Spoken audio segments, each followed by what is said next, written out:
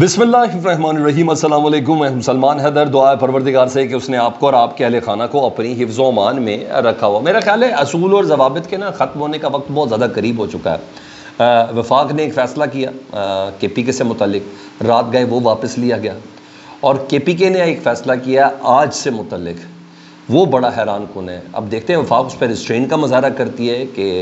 اس کا طاقت کا جواب طاقت سے دیتی ہے۔ یہ اہم ترین ٹاپک ہے جس پہ ہم نے بات کرنی ہے۔ اس کے علاوہ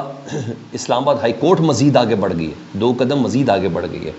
تو یہ چیزیں بالکل ڈفرینٹ پیراگے تو جاری ہیں۔ جسٹس محسن اختر کیانی صاحب نے جو سماعت کے دوران کہا تھا، اور جس سماعت کو رپورٹ کرنے سے پیمرا نے منع کیا تھا، اور وہی انہوں نے باتیں سب کی سب ریٹن آرڈر 8 صفحات میں جو تھا تحریری حکم نامہ، اس میں بھی انہوں نے کر دیا ہے، اور بالکل ہٹ کے چیزیں جو آپ کے ساتھ رکھنی ہیں۔ مولانا فضل الرحمان صاحب نے بڑی خبر ان سے متعلق ہے، ملک چھوڑ کے جا رہے ہیں، اعلانیہ ملک چھوڑ کے جائیں گے، کس کنڈیشن میں وہ کہہ رہے ہیں میں جاؤں گا، وہ بھی آپ کے سامنے رکھتا ہوں۔ تفصیل میں جانے سے پہلے سے ریکویسٹ کہ چینل دیکھیں تو چینل سبسکرائب کر دیں تاکہ میرا اور آپ کا رابطہ لیں۔ جی پھڈا ہی ہے اور کیا ہے۔ علی امین گنڈاپور صاحب آپ کو پتہ ہے وزیر اعلیٰ کے پی کے ہیں، رکن صوبائی اسمبلی ہے ان کی ایک ویڈیو رات گئے جاری ہوئی، انہوں نے آج تک کی انٹیمیشن دے دی ہے، ٹھیک ہے۔ انہوں نے کہا آج سے ہم نے جو بات چیت کی تھی اس پر عمل نہیں ہوا، ہماری لوڈ شیڈنگ اور والے معاملات پر، آج سے لوڈ شیڈنگ کا شیڈول ہم خود جاری کریں گے۔ کے پی کے کی حکومت کے نمائندے نے کہا ہے کہ آج سے لوڈ شیڈنگ کا شیڈول ہم خود جاری کریں گے، کیونکہ وزیر اعلیٰ نے کہا کہ اب بٹن پر ہاتھ ہمارا ہوگا۔ ساتھ ساتھ انہوں نے کہا کہ گریڈ اسٹیشن کا کنٹرول بھی ہم سنبھالیں گے، ہمارا بندہ بیٹھے گا، ہمارے ہاتھ میں بٹن ہے، اور ساتھ ساتھ انہوں نے یہ کہا گریڈ اسٹیشن رحمان بابا اور دیگر تمام کا کنٹرول اپنے پاس رکھیں گے، صوبے کی عوام، پشاور کی عوام، ان تمام کو ہم خود ریلیف دیں گے، لوڈ شیڈنگ کا شیڈول بھی ہم خود جاری کریں گے۔ بہرحال یہ ایک بڑا قدم ہے سر، بہت ہی بڑا قدم ہے، کیونکہ ہر لحاظ سے یہ وفاق کی ذمہ داری ہے، یہ جو بجلی کا شعبہ ہے، یہ تمام چیزیں، یا گیس کا شعبہ ہے، انرجی کا جو سیکٹر ہے، اس حوالے سے، اور کے پی کے کی حکومت کی طرف سے یہ، کیونکہ اس سے پہلے چیزیں بھی کچھ ایسی ہو گئی نا کہ ریسٹرین کا مظاہرہ کے پی کے بھی حکومت کر رہی تھی، باتیں کی جا رہی تھی، موقع دیا گیا مکمل طور پر۔ پھر آگے میں بھی آپ کو ایس آئی ایف سی کا اجلاس بتاتا ہوں جس پہ آخری وقت تک دعوت نامے نہیں دیا گیا علی امین گنڈاپور صاحب کو، رات کو کیا وہ اٹس این ادر تھنگ، تو چیزیں پکائی جا رہی ہیں۔ اس کے بعد جس طریقے سے جنرل سیکریٹریٹ پر پاکستان تحریک انصاف کے حملہ آور ہونا، اس کے حصے کو توڑنا، انکروچمنٹ کا نام دے کے، اور پھر سیل کر دینا، یہ ساری چیزیں ون سائیڈڈ نہیں ہو سکتی نا سر۔ آپ زخمی کو صبر کرنے کا نہیں کہہ سکتے، یہ چیز اس سے پہلے آپ کو بڑے اچھے سے پتہ ہے کس طرح حماد اظہر صاحب کو گرفتار کرنے کے لیے پولیس کے کمانڈوز اندر داخل ہوئے یونائٹڈ نیشنز کے لوگوں کے بیچ میں، اس سے پہلے کس طریقے سے رؤوف حسن صاحب کو قتل کرنے کی جو کوشش کی گئی خواجہ سراؤں کی جانب سے، تو یہ ساری چیزیں پورا ایک سچویشن بن رہی ہے، تو اس لیے میں ون سائیڈڈ پکچر ڈرا نہیں کر سکتا۔ دوسرا ایس آئی ایف سی کا جو اجلاس تھا، علی امین گنڈاپور صاحب کو بلایا نہیں گیا تھا، اس پہ رد عمل بڑا سخت آیا تھا، ان کو دعوت دی گئی تھی، تمام صوبوں کے وزراء اعلیٰ تھے، آرمی چیف تھے، وزیر اعظم کی صدارت دی، تو اچھا خاصا احتجاج ہوا، میڈیا میں بھی لوگوں نے اس کو بہت نیگیٹو لیا کہ وفاق نے تو باقاعدہ طور پر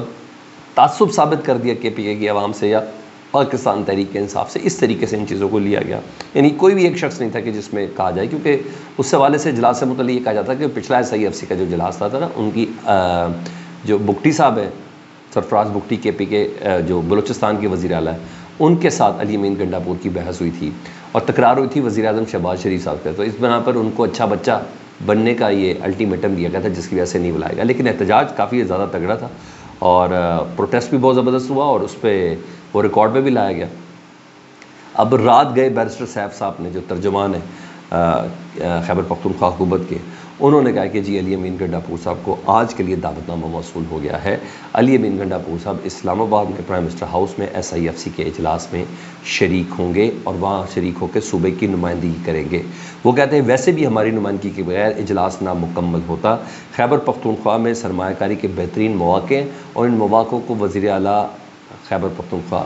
خود آگاہ کریں گے۔ مائنز، پھر دوسری چیزیں، معدنیات، ان سب سے متعلق انہوں نے کہا یہاں انویسٹمنٹ کی چیزیں ہیں۔ یہ تو اس طرف چل رہی بات۔ دوسرا حماد اظہر صاحب نے بڑی پیش گوئی کی، انہوں نے گزشتہ پیش گوئیوں کا بھی متعلق بھی بتایا، لیکن وہ پیش گوئی کافی معنی خیز ہے ان کی نا، کیونکہ اس طرح کی 30 جون تک کی پیش گوئی تو شیخ رشید صاحب بھی کہہ چکے ہیں، وہ بینکاک کے شعلے اور کون سی راتیں یہ سب چیزیں تو بتا چکے، لیکن حماد اظہر صاحب از اے سیریس مین، اور انہوں نے روپوشی ختم کی ہے نا، تو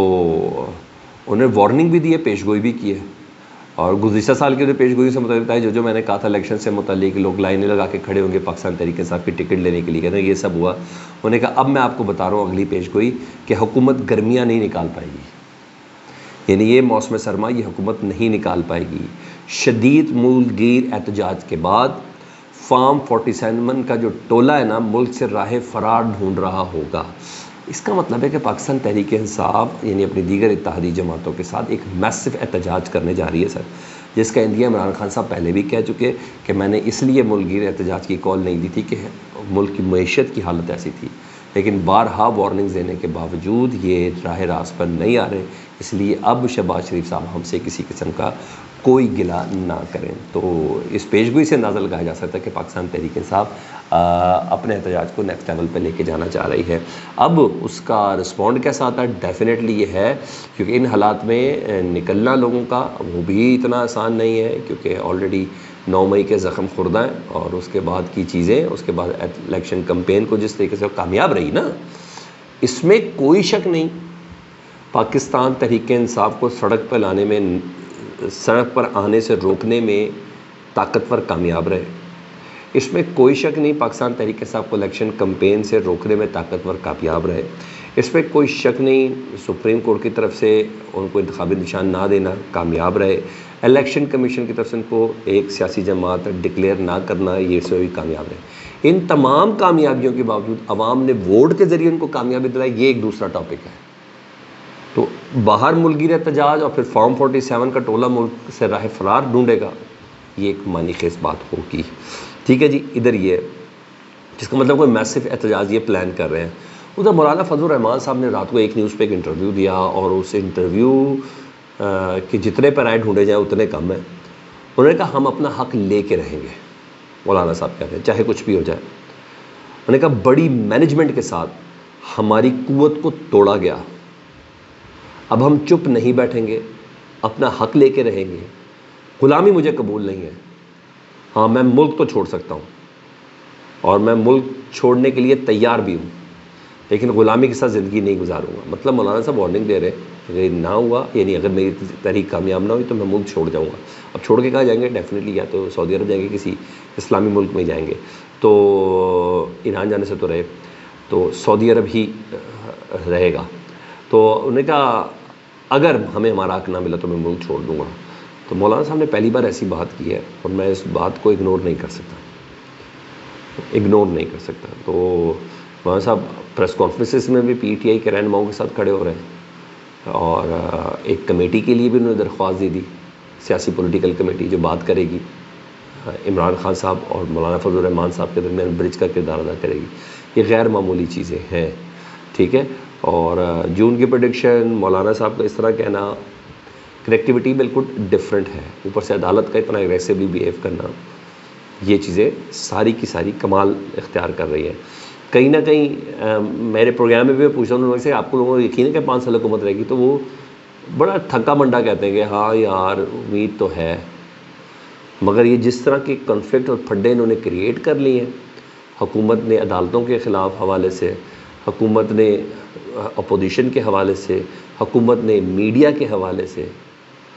بھائی آپ دیکھیں پیمرا کی علیحدہ پابندیاں، پیکا کی علیحدہ پابندیاں، اور ڈیفیمیشن لا پنجاب میں ایکس پر آلریڈی پابندی۔ بھائی بتا دیں کم یونگ ان کی حکومت ہے اس ملک میں، کوریا کی حکومت آ گئی، جنوبی کوریا کی، تو ہمیں بتا دیں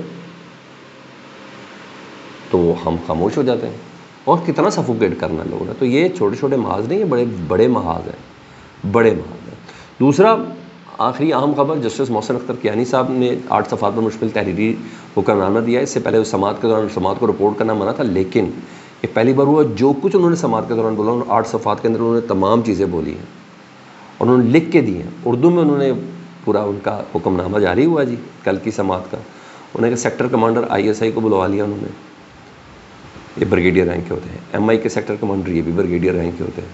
ڈائریکٹر آئی بی کو بلا لیا ہے. 29 مئی کو یہ سب پہنچیں جی ذاتی حیثیت میں. سیکرٹری دفاع،